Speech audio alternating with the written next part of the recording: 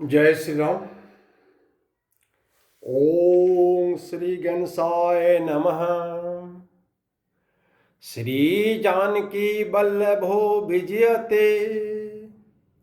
श्री रामचरितमानस प्रथम सोपान बालकांड।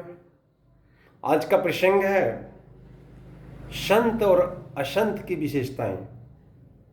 सबसे पहले हम लोग मंगलाचरण 5 सौठे गुरु की महिमा, संत की महिमा के बारे में चर्चा कर चुके हैं।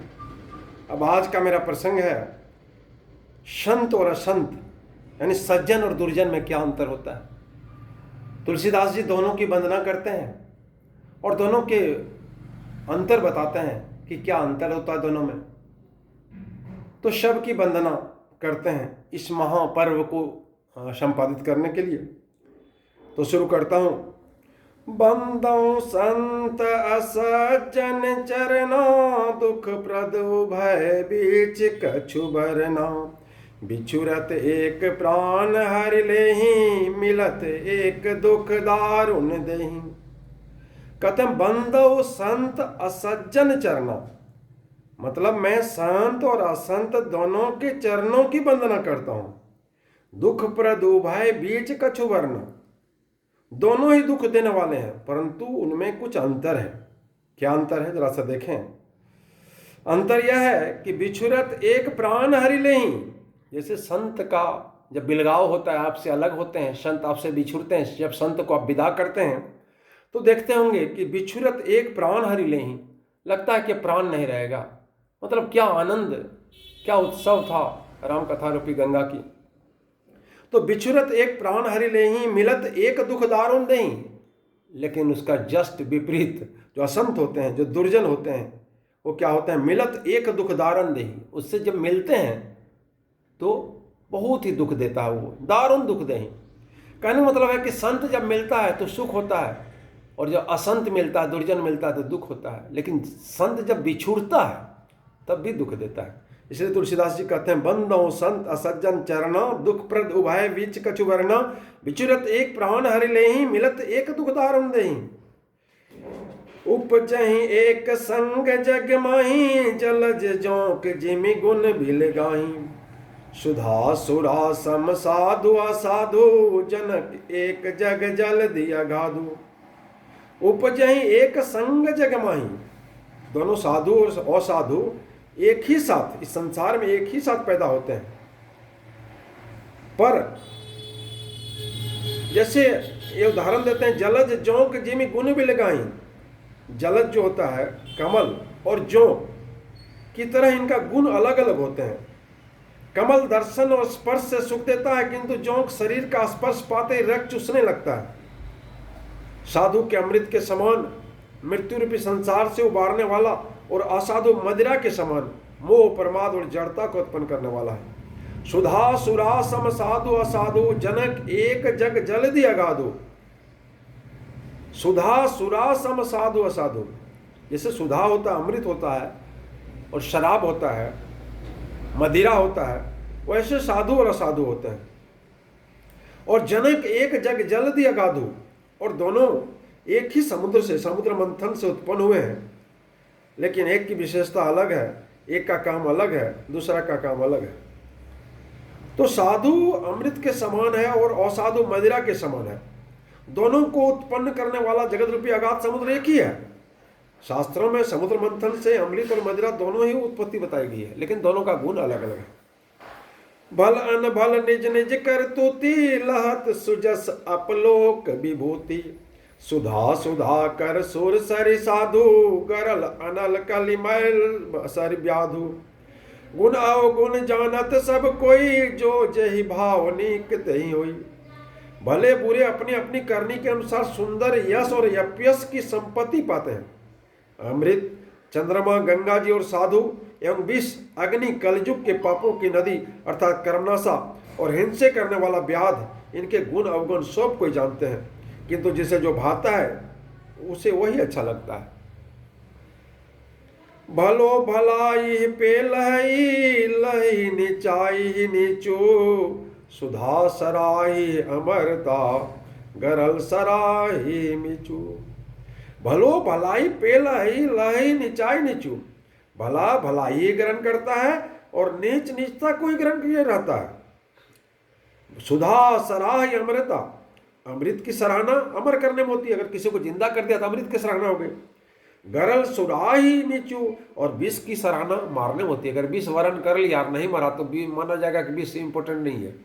तो दोनों का अलग अलग काम, एक जिंदा करता है, एक यश देता है, एक मृत्यु करता है, एक अपयश देता है। खल अग अगुण साधु गुण गाहा उभय अपार उतधि अवगाहा तेहि ते कछु गुण दोष बखाने संग्रह त्याग न बिनु पहचाने। खल अग अगुण आधा साधु गुण गाहा उभय अपार उदधि अवगाहा तेहि ते कछु गुण दोष बखाने संग्रह त्याग न बिनु पहचाने।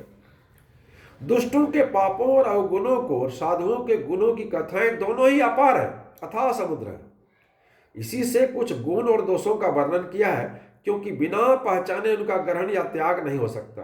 यदि आप पहचानेंगे नहीं तब तो उसका न ग्रहण करेंगे न उसका त्याग करेंगे। भले हो पोच सब विधि उपजाए गणि गुण दोष वेद बिलगाए कहीं वेद इतिहास पुराना विधि प्रपंच गुण अवगुण साना। भले बुरे सभी ब्रह्मा के पैदा हुए हैं। भले हो पोच सब विधि उपजाए, पोच मैंने बुरा होता है। भले और बुरे सभी ब्रह्मा के पैदा किए हुए हैं, पर गुण और दोषों को विचार कर वेदों ने उन्हें अलग अलग किया है। गणि गुण दोष वेद भी लगाए कहीं वेद इतिहास पुराना विधि प्रपंचु गुण अवगुण साना। वेद इतिहास पुराण कहते हैं कि ब्रह्मा की यह सृष्टि गुण और अवगुणों से सनी हुई है। आपको जो भाता है आप उसे ही स्वीकार करें। दुख सुख पाप पुण्य दिन राति साधु असाधु सुजाति कुजाति दानव देवों चरु नीचू अमेश जीवन माहुरु मेचू। माया ब्रह्म जीव जगदीशा लक्ष्य अलक्ष्य रंक अवनीसा काशी मग सुर सरिक्रम नासा मरु मारव महिदेव मगवासा। सरक नरक अनुराग विरागा निगमागम गुण दोष विभागा। दुख सुख पाप पुण्य दिन रात साधु असाधु सुजाति कुजाति दानव देवता ऊंच नीच अमृत विष सुजीवनी मृत्यु माया ब्रह्म जीव ईश्वर संपत्ति दरिद्रता रंक राजा काशी मगध गंगा कर्मनाशा मालवार मालवा ब्राह्मण कसाई स्वर्ग नरक अनुराग वैराग्य, ये सभी पदार्थ ब्रह्मा की सृष्टि की है। वेद शास्त्रों ने उनके गुण दोषों को विभाग कर दिया, यानी जितनी भी सृष्टि की है सब ब्रह्मा की है। ये वेदों का काम है कि उसने अलग अलग गुण कर दिया है। जो भी काम है सारा सृष्टि ब्रह्मा ने किया है।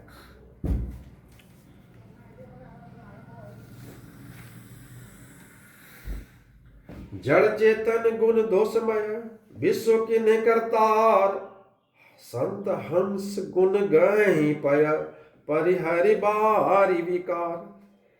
जड़ चेतन गुण दोषमय विश्व किन्ने करता, विधाता ने इस जड़ चेतन विश्व को गुण दोषमय रचा है, किंतु संत रूपी हंस दोष रूपी जल को छोड़कर गुरु गुण रूपी दूध को ही ग्रहण करता है।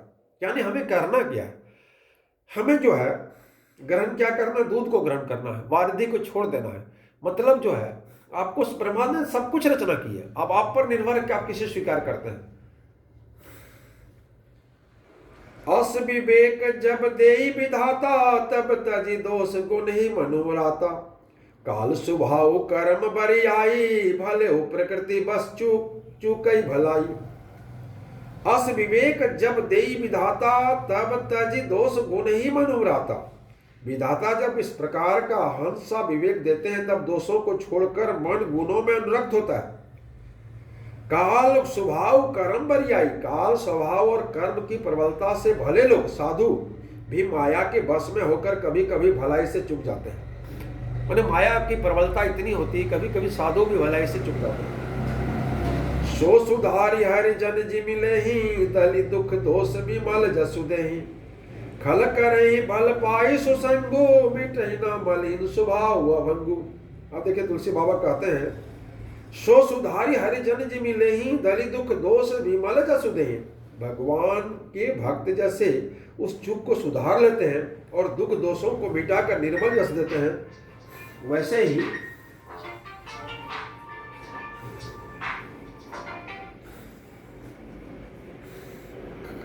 सो सुधारी हरि जन जिमिले ही, दलि दुख दोष विमल जसु देहि।